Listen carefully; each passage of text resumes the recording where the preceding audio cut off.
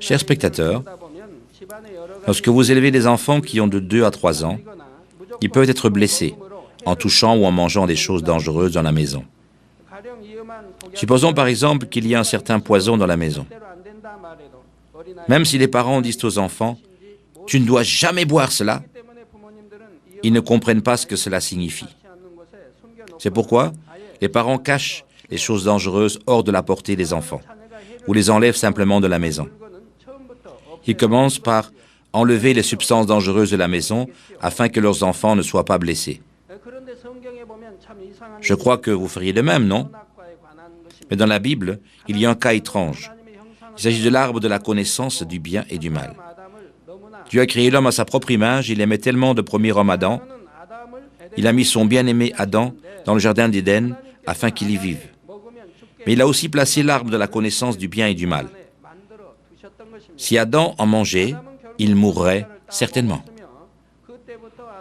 Adam, malgré tout, mangeait de l'arbre. Et lui et tous ses descendants sont devenus des pécheurs qui devaient faire face à la punition de la mort. Alors pourquoi Dieu a-t-il donc placé un arbre tellement dangereux dans le jardin? Dieu ne savait-il pas qu'Adam en mangerait? Alors cela signifie-t-il qu'il y a quelque chose que Dieu ne savait pas? Et on ne peut plus dire qu'il est omniscient? Cependant, si le Dieu Tout-Puissant a placé l'arbre là-bas, en connaissant toutes choses, cela signifie-t-il qu'il n'aimait pas Adam? Bien sûr que non. Dieu connaissait toutes choses et il aimait beaucoup Adam. C'est pourquoi il a placé là-bas l'arbre de la connaissance du bien et du mal. Aujourd'hui, c'est la 5e session du message de la croix. Je vais vous expliquer la providence de Dieu dans le fait de placer l'arbre de la connaissance du bien et du mal en Éden. J'espère que vous réaliserez au travers de ce message la providence de Dieu ainsi que l'amour contenu dans l'arbre de la connaissance du bien et du mal. Je bénis dans le nom du Seigneur qu'en réalisant cela, vous deviendrez les enfants de Dieu qui l'aiment du plus profond de leur cœur et sont aimés de lui. Chers frères et sœurs en Christ et spectateurs, lorsqu'Adam a été créé, malgré que son apparence soit celui d'un adulte grandi, il était comme un bébé nouveau-né en ce qui concerne la connaissance. C'est tout comme un nouvel ordinateur de haute technologie, mais qui n'a aucune information stockée. Au départ de cette situation, Adam a commencé à acquérir directement de Dieu et pas à pas toutes sortes de connaissances. Il a appris au sujet de Dieu, du monde spirituel, de la vérité, la bonté, la lumière et de nombreuses autres choses de connaissances spirituelles, y compris la connaissance nécessaire pour tout gouverner. Après qu'Adam ait acquis suffisamment de connaissances, il avait finalement les qualifications pour diriger et assujettir toutes choses en tant que Seigneur de la création. Genèse 2, verset 19 dit « L'Éternel Dieu forma de la terre tous les animaux des champs et les oiseaux du ciel, et il les fait venir vers l'homme pour voir comment il les appellerait, et afin que tout être vivant ait le nom que donnerait l'homme. »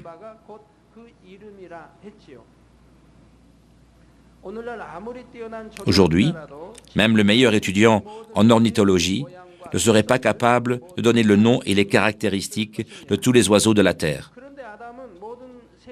Mais Adam connaissait les caractéristiques et l'écologie, non seulement de tous les oiseaux, mais aussi de tous les animaux, de sorte qu'il ait pu les nommer tous de manière appropriée. Avec ce type étonnant de connaissance et de sagesse, Adam et Ève ont commencé à multiplier, en donnant naissance à de nombreux enfants. Genèse 1, 28 dit « Dieu les bénit, et Dieu leur dit, « Soyez féconds, multipliez, remplissez la terre, assujettissez-la, et dominez sur les poissons de la mer, sur les oiseaux du ciel et sur tout animal qui se meut sur la terre. » Comme cela leur avait été dit, ils ont donné naissance à de nombreux enfants.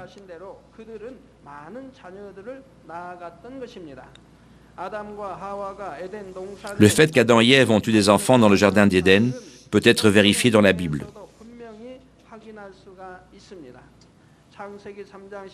Dans la première partie de Genèse 3, verset 16, Dieu dit à la femme, « J'augmenterai la douleur de tes grossesses, et tu enfanteras avec douleur. »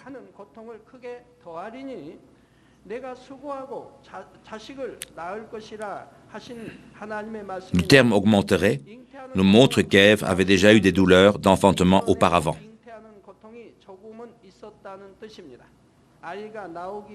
Pour que le bébé sorte, le col de l'utérus doit s'élargir, il doit donc y avoir de la douleur. Mais avant la malédiction, la douleur était moindre. Mais après cela, Dieu a dit qu'elle augmenterait grandement.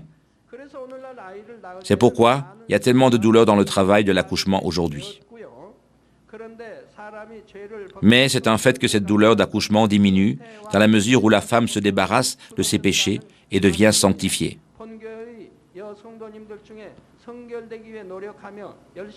Dans les cas des membres féminins de notre Église qui essayent de devenir sanctifiés et mènent une bonne vie chrétienne, elles ont un accouchement relativement facile.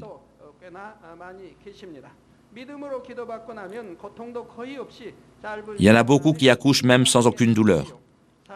Après avoir reçu la prière de la foi, elles donnent naissance rapidement, sans beaucoup de douleur. Chers frères et sœurs en Christ, le Jardin d'Éden est un endroit où il n'y a pas de maladie, de vieillissement ni de mort. C'est pourquoi un temps long s'est passé pendant qu'Adam et Ève vivaient dans le Jardin d'Éden et ils ont pu se multiplier. Lorsque Dieu m'a expliqué le message de la croix, il m'a dit qu'Adam et Ève ont vécu dans le Jardin d'Éden un temps inimaginablement long. La Bible mentionne brièvement de sorte que tant de gens se méprennent. Ils croient qu'Adam et Ève ont vécu un temps assez court dans le Jardin d'Éden jusqu'à ce qu'ils mangent de l'arbre de la connaissance du bien et du mal.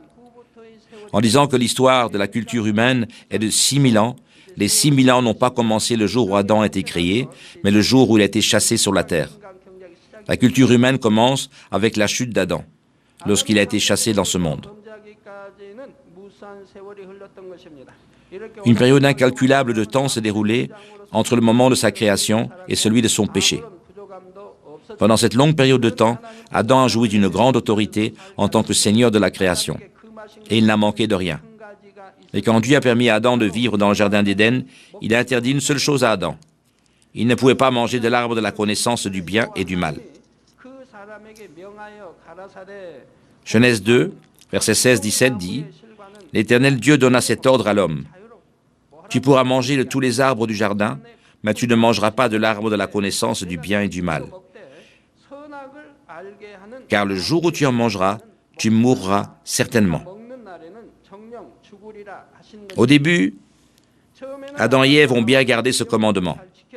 Mais comme le temps passait, ils n'ont pas conservé le commandement de Dieu dans leur cœur.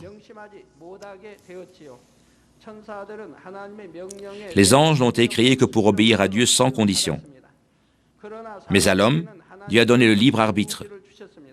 L'homme peut obéir ou choisir de ne pas obéir, de sa propre volonté. Après qu'un temps long se soit écoulé, Adam et Ève n'ont plus conservé la parole de Dieu dans leurs pensées. De leur propre volonté, ils ont finalement mangé de l'arbre de la connaissance du bien et du mal. Jusqu'à ce qu'Adam et Ève mangent de l'arbre, le serpent a joué un rôle important. L'ennemi, le diable et Satan ont manipulé le serpent pour qu'il déçoive Ève. Aujourd'hui, la plupart des gens ressentent de la répulsion et sont dégoûtés lorsqu'ils voient des serpents. Mais ce n'est pas que l'homme n'ait pas aimé les serpents depuis le commencement. C'est au moment, c'est-à-dire au moment où il a été créé. Les hommes ont commencé à détester les serpents du plus profond de leur cœur parce que les hommes sont entrés sur le chemin de la mort à cause du serpent. En fait, le serpent, avant qu'il ne soit maudit, n'était pas répugnant du tout. Tout comme toutes les créatures de Dieu, ils étaient aussi beaux et avaient une apparence plaisante. L'apparence des serpents d'aujourd'hui est une apparence qui avait été changée pour le pire à cause de la malédiction de Dieu, après qu'il ait trompé Ève. Regardons-les donc de manière objective. N'ont-ils pas l'air mignons? Ils sont très doux, comme un animal domestique.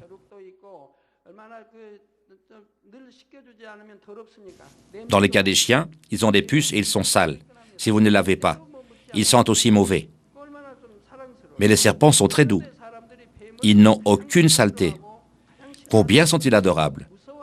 Mais le fait est que les gens sont généralement dégoûtés par les serpents. Ils en ont peur, et surtout les femmes. Les femmes ont le plus peur des serpents. Certains d'entre vous n'ont pas peur, mais la plupart l'ont. J'en ai appris la raison après que je sois devenu croyant, pendant que je lisais la Bible. C'est le fait que ce serpent avait tenté Ève, afin qu'elle tombe dans la destruction. Et pour cela, dans la nature humaine, nous haïssons ce serpent, et surtout les femmes haïssent encore plus les serpents. D'autre part, les serpents sont très propres, et c'est bien de jouer avec eux, sauf certains serpents venimeux. J'ai réalisé pourquoi ils étaient tellement dégoûtants en lisant la Bible.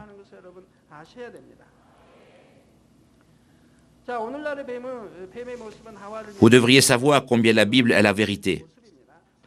L'apparence des serpents d'aujourd'hui est une apparence qui a empiré à cause de la malédiction de Dieu, après qu'il ait déçu Ève. Le serpent était non seulement adorable, mais aussi très malin, c'est-à-dire qu'il était rusé.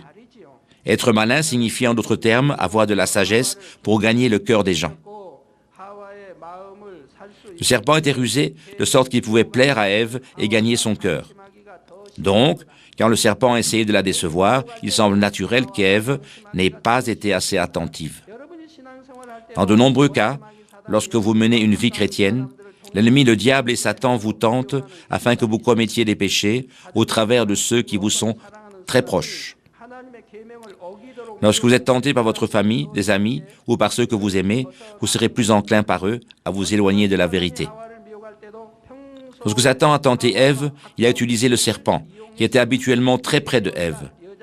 Le serpent a un jour demandé à la femme, « Dieu a-t-il réellement dit, vous ne mangerez pas des fruits du jardin ?»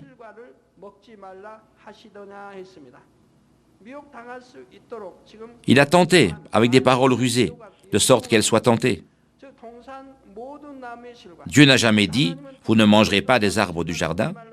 Il a dit, vous pouvez manger de tous les arbres du jardin, y compris de l'arbre de la vie au centre du jardin, sauf de l'arbre de la connaissance du bien et du mal.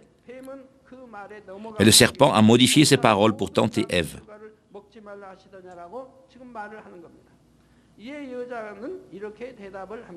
Et la femme répondit, nous pouvons manger du fruit des arbres du jardin, mais Dieu a dit, vous ne mangerez pas du fruit de l'arbre qui est au milieu du jardin, et vous ne devez pas y toucher de peur que vous mouriez.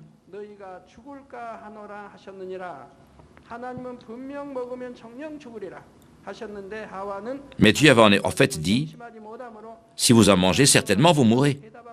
Mais parce qu'Ève n'avait pas gardé la parole de Dieu dans son cœur, elle a répondu, de peur que vous mouriez. Il y a des réponses différentes que celles que Dieu a dites. Quelles sont-elles? Je vous prie de penser, quelles sont-elles? Ce sont en fait des réponses faciles. Dieu a dit qu'il mourrait certainement s'il mangeait de l'arbre, mais il a seulement dit, de peur que vous mouriez. Elle a donné une vague réponse, sous-entendant qu'elle découvrirait si oui ou non elle mourrait après avoir mangé de l'arbre. Si Dieu a dit « vous mourrez certainement », cela signifie qu'il mourrait sûrement. Mais elle a changé les paroles. Dieu a-t-il aussi dit « vous ne mangerez pas de l'arbre qui est au milieu du jardin et vous n'y toucherez pas » ? Non, il ne l'a pas fait.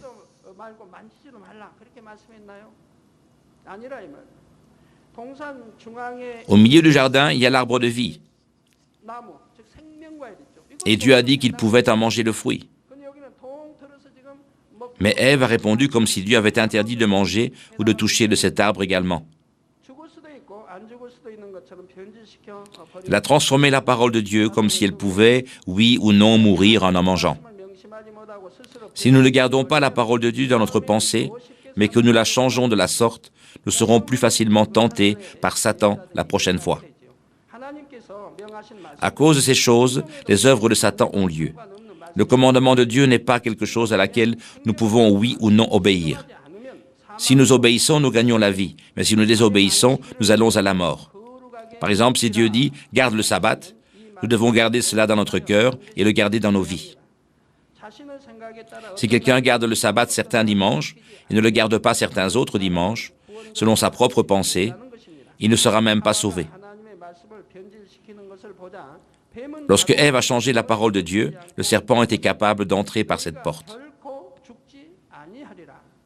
Le serpent a dit, « Vous ne mourrez point, mais Dieu sait que le jour où vous en mangerez, vos yeux s'ouvriront et vous serez comme Dieu, connaissant le bien et le mal. » Du point de vue d'Ève, elle ne voulait même pas manger de l'arbre, puisque c'était interdit par Dieu.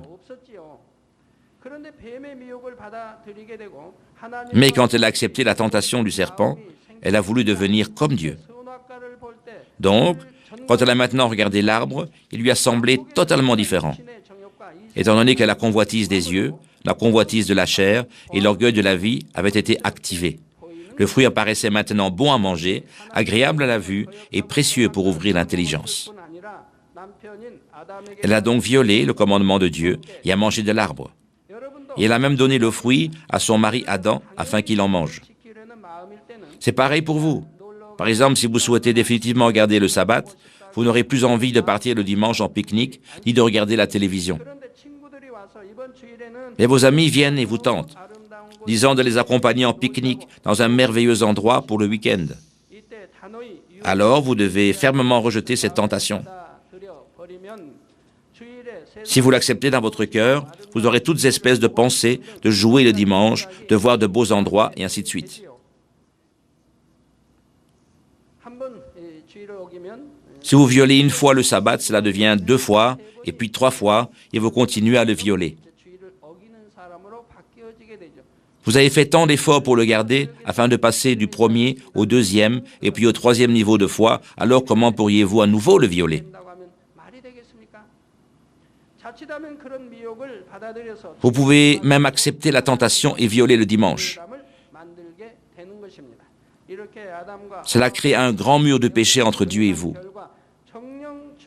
La conséquence de la désobéissance d'Adam et Ève au commandement de Dieu fut que la parole de Dieu qui dit « Vous mourrez certainement » s'est réalisée dans leur vie. Selon la loi du monde spirituel, en Romains 6, 23, le salaire du péché, c'est la mort. Ils devaient payer le prix de leur péché. Bien sûr, Adam et Ève ne sont pas morts immédiatement, dès qu'ils ont mangé de l'arbre. Mais la parole de Dieu qui dit « Vous mourrez certainement » ne concernait pas uniquement la mort physique. Cela signifiait une mort plus originelle, qui est la mort de l'esprit. Notre corps physique n'est qu'une enveloppe qui contient notre esprit, et les choses les plus importantes pour l'homme sont l'âme et l'esprit qui sont contenus dans le corps.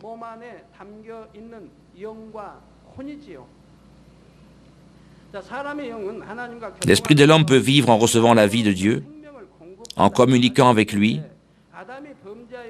mais après qu'Adam soit devenu pécheur, il ne pouvait plus communiquer avec Dieu. Les hommes ont donc été coupés de Dieu. L'ennemi, le diable et Satan ont pris l'homme comme leur possession et les ont poussés à commettre des péchés qui les ont finalement conduits vers l'enfer. Malgré que le corps meurt, se dégrade et disparaît, l'esprit de l'homme n'est pas éteint. C'est donc l'esprit qui reçoit la punition éternelle en enfer. De la même manière, lorsque la communication entre Adam et Dieu a été interrompue, nous disons que l'esprit d'Adam est mort. À cause du péché, non seulement Adam lui-même a été maudit, mais aussi tous ses descendants sont devenus des pécheurs comme Adam et ont aussi été soumis à la mort. Ainsi, étant donné que les descendants d'Adam ont reçu le sang d'Adam et d'Ève, ils ont tous péché par le péché originel et sont destinés à la mort. Donc, ces enfants qui sont nés avant qu'Adam et Ève ne mangent de l'arbre de la connaissance du bien et du mal n'ont pas le péché originel et ne sont donc pas destinés à la mort. Chers frères et sœurs en Christ, ce ne sont pas seulement les hommes qui ont été maudits par le péché d'Adam. Toutes les choses sur la terre qui étaient sous le contrôle d'Adam ont aussi été maudites. Genèse 3, 17 dit, « Il dit à l'homme, « Puisque tu as écouté la voix de la femme et que tu as mangé de l'arbre au sujet duquel je t'avais donné cet ordre, tu n'en mangeras point. Le sol sera maudit à cause de toi. C'est à force de peine que tu en tireras ta nourriture tous les jours de ta vie. » Avant, il devait seulement manger des arbres qui portaient des fruits abondants. Mais maintenant, étant donné que le sol était maudit pour produire des épines et des ronces, Adam devait travailler et à la sueur de son front, il a pu gagner sa nourriture. De même, de nombreuses maladies, des organismes vivants dangereux qui n'existaient pas auparavant ont vu le jour sur cette terre maudite. Les hommes ont commencé à souffrir aussi d'épreuves et des difficultés apportées par l'ennemi, le diable et Satan. Parmi les choses maudites sur cette terre, le serpent a été le plus maudit. Genèse 3,14 dit, « L'Éternel Dieu dit au serpent, « Puisque tu as fait cela, tu seras maudit entre tout le bétail, entre tous les animaux des champs, tu marcheras sur ton ventre et tu mangeras de la poussière tous les jours de ta vie. » Avez-vous déjà vu cela? Pendant que je parlais, dans de nombreuses réunions de réveil, partout dans le pays, aux États-Unis, dans les années 80, j'avais coutume de poser la même question aux participants. Avez-vous déjà vu manger un serpent de la poussière? Dieu a dit au serpent de manger la poussière de la terre, et je leur ai demandé s'ils avaient déjà vu un serpent manger de la poussière de la terre. Alors beaucoup de gens levaient la main, ce qui signifie qu'ils mentaient. Comment pourraient-ils voir un serpent manger de la poussière? Ils ne mangent pas de la poussière. Les serpents vivent de rats, de grenouilles, d'oiseaux ou d'insectes. Ici, serpent se réfère spirituellement à l'ennemi, le diable et Satan.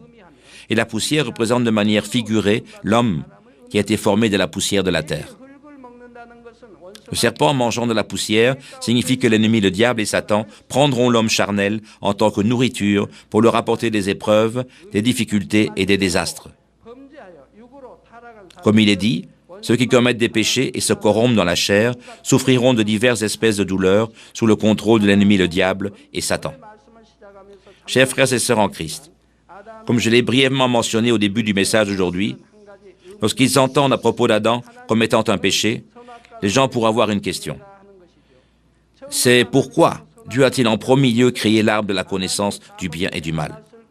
Si Dieu n'avait pas placé l'arbre là-bas, Adam n'en aurait pas mangé. Alors il n'aurait pas commis de péché, il n'aurait pas reçu la punition de la mort. Dieu savait sûrement qu'Adam en mangerait, et il aimait tellement Adam. Mais malgré ça, il a placé l'arbre. Quelle en est la raison? Pour venir au but, Dieu a placé l'arbre de la connaissance du bien et du mal pour donner le vrai bonheur à Adam. Je vous prie d'écouter attentivement ce que cela signifie. Le jardin d'Éden dans lequel vivait Adam était un endroit tellement beau et pacifique qu'il ne manquait de rien. Adam qui vivait dans ce jardin était très heureux, non? Non, il n'était pas heureux. Plus précisément, il ne pouvait rien ressentir de tel que le bonheur. Il n'a jamais su ce qu'était réellement le bonheur. C'est parce qu'il n'avait jamais expérimenté le malheur qui est le contraire du bonheur.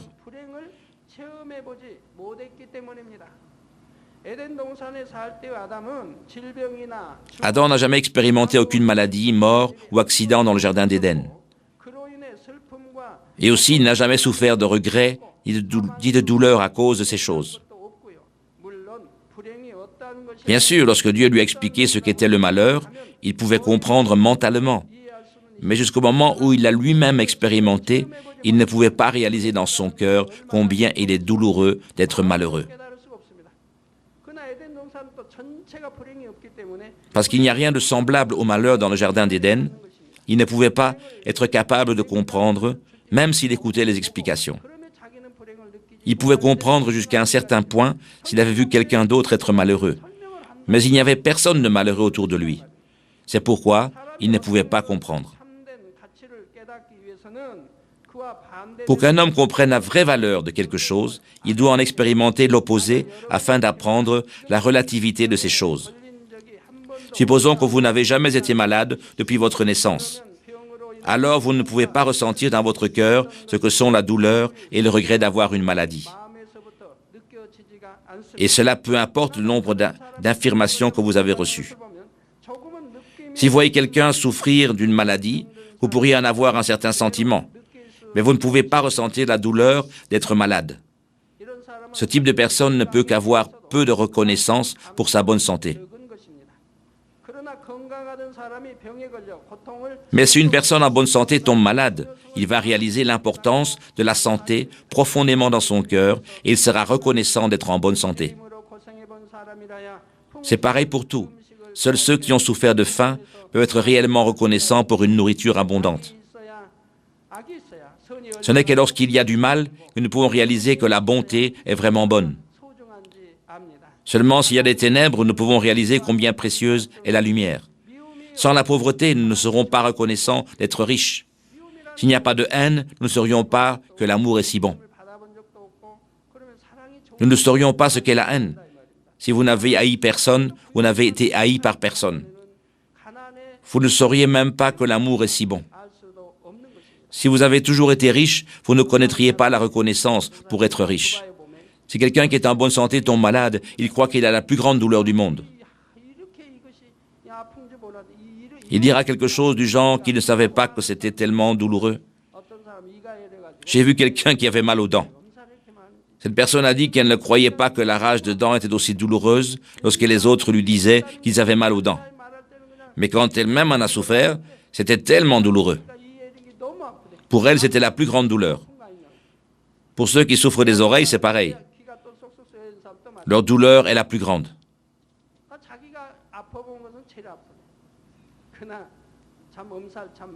Ainsi, de nombreuses personnes exagèrent.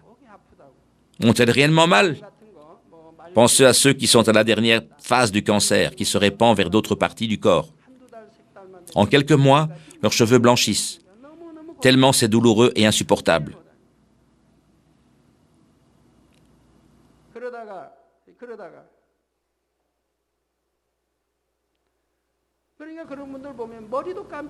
Ces gens ne lavent même plus leurs cheveux à cause du trop de douleur.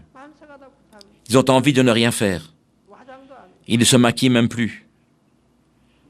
Parce que les gens n'ont pas expérimenté une telle douleur, ils croient qu'ils ont la plus grande des douleurs alors qu'ils n'ont qu'une simple rage de dents ou un mal d'oreille. Adam, qui vivait dans le jardin d'Éden, où il n'y avait pas du tout de malheur, ne pouvait pas réaliser son bonheur. Comme il n'avait jamais vu la mort, il ne pouvait pas comprendre complètement dans son cœur ce que Dieu voulait dire en disant « vous mourrez certainement ». Parce que je n'ai jamais été malade depuis que j'ai accepté le Seigneur et parce que ma famille n'a jamais visité aucun hôpital ni pris aucun médicament, ma mémoire en ce qui concerne la douleur que j'avais auparavant est devenue faible.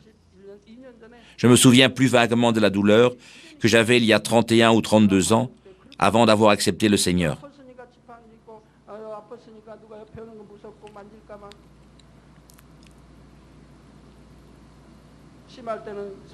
Étais-je vraiment malade en ce temps-là? J'étais tellement malade, je devais me reposer sur une canne, j'étais sur mon lit de maladie. J'avais peur de tout ce qui m'approchait et me touchait. Parfois, je ne pouvais même pas aller aux toilettes. Mais maintenant, toutes ces choses restent comme un vague souvenir, parce que cela fait plus de 30 ans que je n'ai plus jamais été malade. Je n'ai même plus eu de rhume. Il en est de même pour ma famille. Le pasteur Sujin Lee ne sait même pas ce qu'est une piqûre. Elle n'a jamais pris aucun médicament, vu aucun médecin, ni reçu aucune piqûre. Elle n'a jamais non plus pris aucun vaccin préventif. Malgré cela, parce que Dieu la protège, elle est en bonne santé.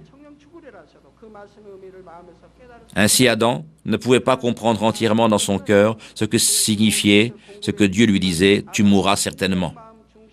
Dieu aimait beaucoup Adam et a pourvu à tout.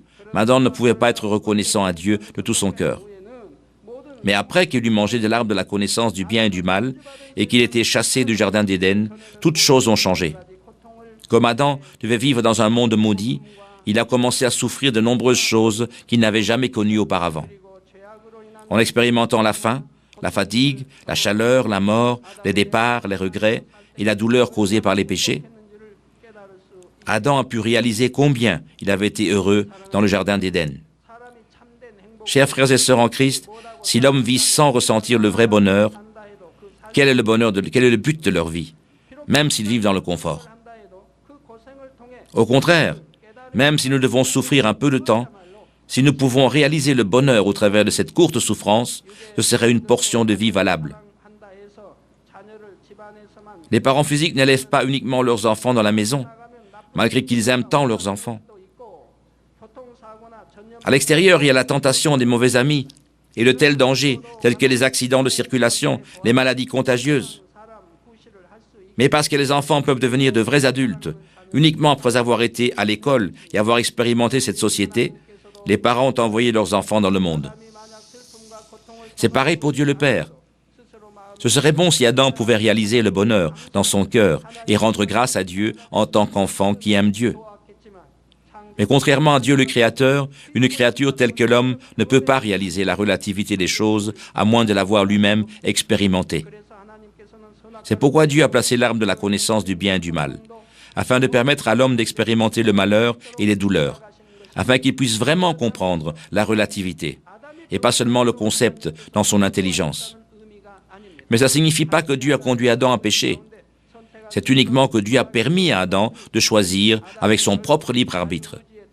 Adam a finalement mangé de l'arbre, de la connaissance du bien et du mal, de sa propre volonté libre, et l'humanité a commencé à souffrir de nombreuses espèces de douleurs, telles que le froid, le chaud, les maladies, la pauvreté, les départs, les pertes et la mort. Lorsque nous arrivons dans le royaume des cieux, après avoir traversé le processus de la culture humaine sur cette terre où nous souffrons, nous réaliserons combien bonne est la vie dans le royaume des cieux. Nous serons capables de ressentir dans notre cœur que le royaume des cieux, où il n'y a pas de péché ni de malheur, est tellement bon, étant donné que nous avons déjà expérimenté les péchés, les maladies, les regrets et la mort sur la terre. Nous rendrons grâce à Dieu du plus profond de nos cœurs pour nous avoir donné un tel merveilleux royaume des cieux et une vie éternelle de joie. Ce jour-là, même après un temps assez long, nous ne changerons pas négativement, comme Adam, qui n'avait pas été capable de garder la parole de Dieu dans son cœur. Chère audience, combien les gens aiment-ils l'or, les bijoux et les diamants? Parfois les gens s'entretuent pour cela. Sur cette terre, nous marchons sur la saleté ou des rues pavées qui périssent et qui sentent. Mais au ciel, il n'y a rien de tout cela.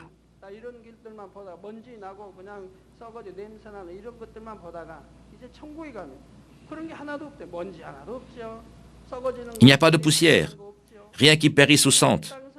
L'or et les joyaux que vous aimez tellement sur cette terre seront le pavement des routes du royaume des cieux. Combien cette vie sera-t-elle éternellement heureuse?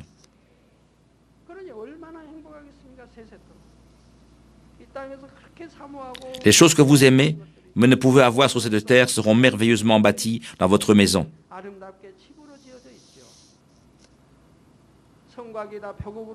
Les murs de la ville seront en jaspe.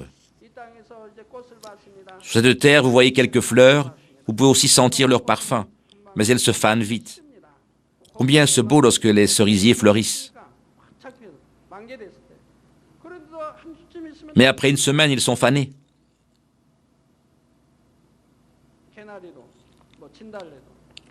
Les boutons d'or et les azalées se fanent vite, peut-être en un mois. Mais dans le royaume des cieux, les fleurs entièrement écloses seront tellement belles.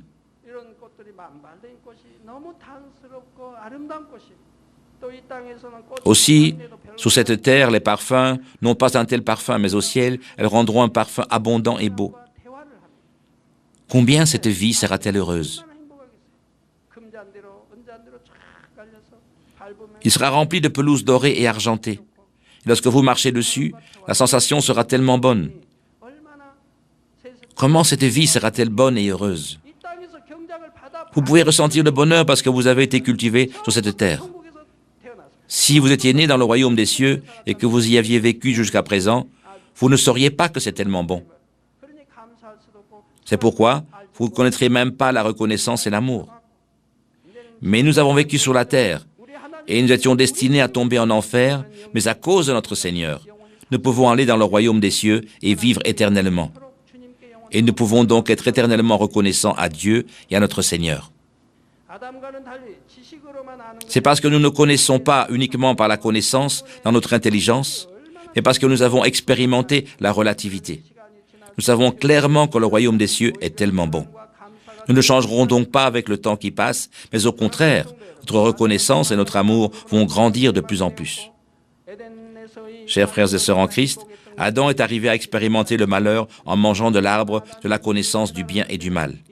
Il pouvait alors réaliser combien sa vie avait été heureuse dans le jardin d'Éden. Mais quand il a réalisé ce fait, il était déjà devenu pécheur. Sa communication avec Dieu avait été interrompue et son esprit était déjà mort. Il ne pouvait pas retourner dans le jardin ni revenir à sa vie passée heureuse.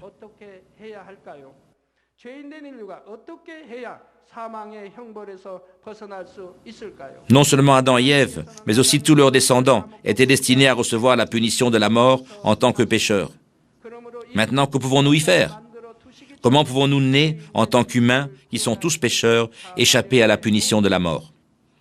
Dieu savait depuis le commencement qu'Adam mangerait de l'arbre de la connaissance du bien et du mal et commettrait un péché. Ainsi même, avant de placer l'arbre de la connaissance, Dieu avait également préparé le chemin du salut. C'est pourquoi Dieu a divisé ses fils en la Trinité. Il a préparé le chemin pour sauver l'humanité qui était pécheresse de la punition de la mort avant le commencement des temps. Et cela sans violer la loi du monde spirituel.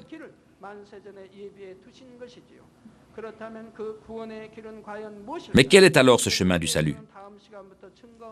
Je vous parlerai de cela dans la prochaine session.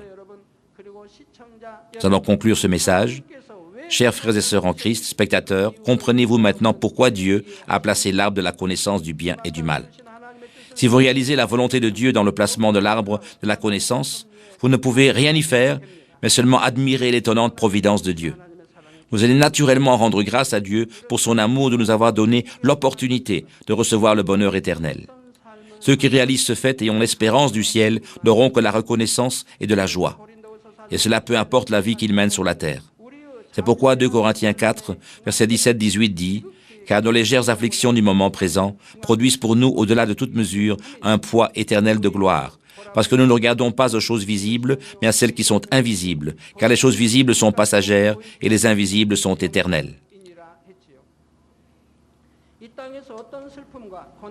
Peu importe quelles espèces de regrets et de douleurs dont nous souffrons sur cette terre, ce n'est que momentané pour nous.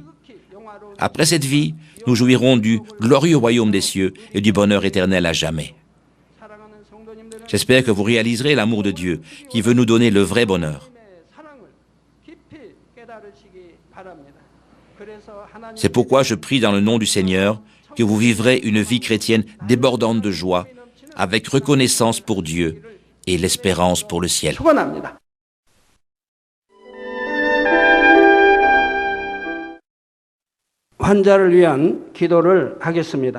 Je vais prier pour tous ceux qui sont malades. Placez vos mains sur les parties de votre corps qui sont malades. Et si tu es malade partout, tu mets tes mains sur la poitrine. L'œuvre du Dieu Tout-Puissant, qui transcende le temps et l'espace, va vous faire un travail selon votre foi. Peu importe où vous êtes, si vous recevez cette prière par la foi, vous allez expérimenter la puissance de Dieu. Alléluia, le Dieu merveilleux d'amour. Mets la main sur tous tes enfants, sur tous les spectateurs de JCN, sur tous ceux qui regardent par Internet ou la télévision. Mets ta main et manifeste tes œuvres au travers du temps et de l'espace sur chaque spectateur, à chaque endroit de la terre. Donne à chacun d'entre eux une foi par laquelle ils puissent croire, que toutes les pensées négatives puissent disparaître, que toutes les épreuves et les souffrances soient brûlées par le feu du Saint-Esprit et qu'ils soient guéris par la puissance de notre Seigneur de leur tête jusqu'aux orteils, que tous les nerfs, tous les organes, tous les muscles soient restaurés, que la plus grande puissance de la création, dans le nom de Jésus-Christ, toi le diable et Satan, je te chasse, je t'ordonne de lâcher les bien-aimés, dans le nom de Jésus-Christ, que toutes les maladies, toutes les infirmités, les maladies endémiques, les maladies héréditaires, les maladies incurables, soient brûlées par le feu du Saint-Esprit. Soyez fortifiés Que tous les cancers du poumon, les cancers gastriques soient éliminés. Que la leucémie, le cancer soient brûlés par le feu du Saint-Esprit. Toutes sortes de maladies féminines, l'hypertension, le diabète, l'inflammation, que la polio et la paralysie soient guéris maintenant au nom de Jésus-Christ. Que toutes les migraines, les névroses, que tous les effets secondaires soient éliminés maintenant et que tout soit rendu parfait. Que tout soit brûlé par le feu du Saint-Esprit. L'épilepsie, l'autisme et l'épilepsie, toutes sortes de maladies mentales, que toute puissance soit chassée dans le nom puissant de Jésus-Christ. Père Dieu, par la plus grande puissance de la création, que tout soit rendu parfait et saint. Que tout ce qui est paralysé soit défait. Que la vue qui est détruite soit maintenant restaurée. Que les aveugles reçoivent la vue. Que les muets commencent à parler. Que ceux qui soient incapables de concevoir puissent maintenant recevoir la conception. Que toutes les parties brûlées du corps soient maintenant restaurées par le feu du Saint-Esprit.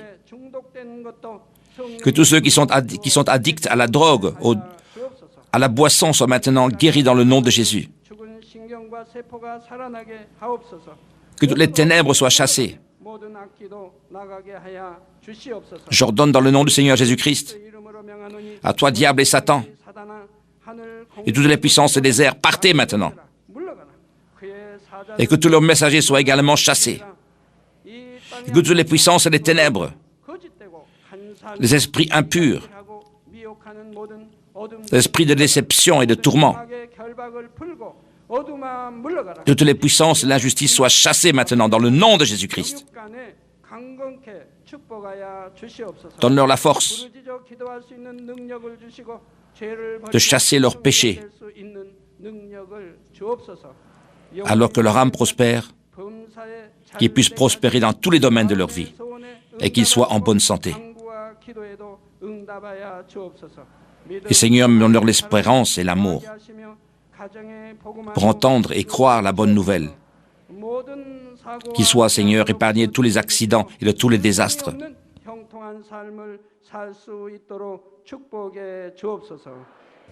Protège, Seigneur, tous les enfants de Dieu dans leur maison, dans la puissance du Saint-Esprit. Que ce soit, Seigneur, comme un feu brûlant. Qu'ils entrent ou qu'ils sortent, Seigneur, que tu puisses les bénir abondamment. Donne-leur la sagesse. Permets-leur d'être remplis du Saint-Esprit. Tous les serviteurs et les ministres de Dieu, qui puissent accomplir les tâches que tu leur as données. Qu'il y ait un grand réveil dans chaque église. Conduis tes enfants afin qu'ils puissent te rendre gloire. Que tout ce qu'ils fassent en vie, Seigneur, puisse réussir. Manifeste tes œuvres. Que leurs lèvres puissent témoigner que tu es le grand Dieu et que j'ai reçu les réponses.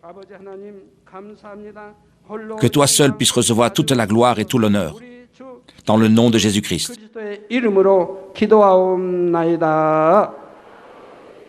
아멘.